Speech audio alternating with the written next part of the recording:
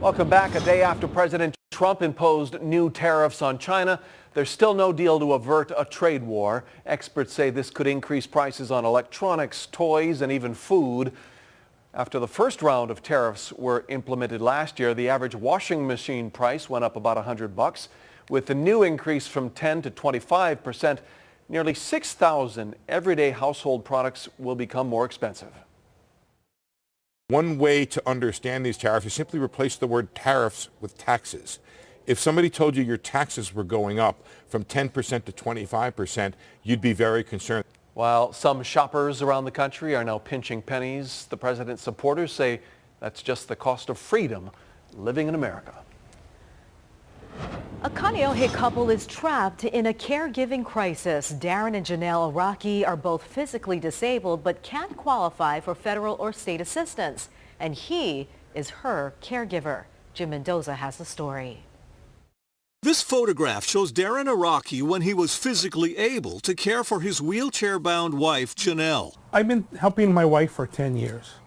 And to not be able to help her is the hardest thing. It's hard because Darren now needs help. Back surgery and health issues prevent him from standing, let alone moving to assist his wife. I just don't know what to do some days. Janelle's on dialysis and suffered a series of heart attacks. Darren's confined to a wheelchair and facing more surgery.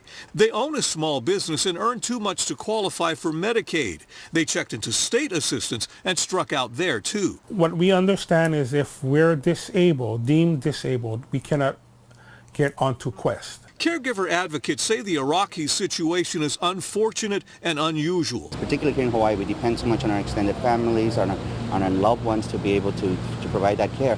So if they have nobody to turn to, it's a really difficult situation. Getting help is also hard because of their age. Darren is only 49 and Janelle is 48. Caregiver services are largely geared toward the elderly. We pretty much depleted our savings and might have to possibly sell the business. The couple's copay for medications is close to $1,000 a month, and they had to retrofit their home to accommodate two people in wheelchairs. Not that long ago, Janelle collapsed in their living room. We had to call 911. I couldn't do nothing because I couldn't be able to get up and help her with CPR or anything. The Arakis depend on family and friends to run errands, shop, and cook, but they feel like they're a burden. For me, I really feel bad asking everybody because they have their own lives. The couple called on every agency and office they can think of. When they hear our situation, they pretty much shake their head and tell us, they're not too sure what can be done. It's a difficult case where the caregiver also needs care.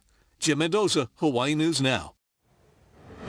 On Kauai's North Shore, the state's reopening of a 2-mile stretch of Kuhio Highway has been pushed back yet again. It was May 1st, then it was May 20th. Now the Department of Transportation says that part of the highway past Waipaw Bridge will reopen on June 13th. That's the area that was washed out in last year's historic flood. Tomorrow's a big day for more than 2,000 students at UH Manoa. Commencement exercises will be at the Stan Sheriff Arena, so expect some traffic delays in the area. There will be 2 ceremonies, one at 9 a.m., the other at 3:30 p.m. NFL star and part-time Hawaii resident Michael Bennett will be the keynote speaker. Also happening tomorrow, some high-flying jumps at Aloha Stadium. What you should know if you're heading to the show. That is awesome. Oh. But first, a rare moment off Oahu's South Shore. What's that huge fish in the water? Hey Jen, what a sight would that be? Happy Aloha Friday, everyone. If mom is a surfer, this will be an epic weekend for her. I'll have your surf report and your Mother's Day weekend coming up. First, here's a live look outside through the eyes of our Yes Cam. What a beautiful night. We'll be right back.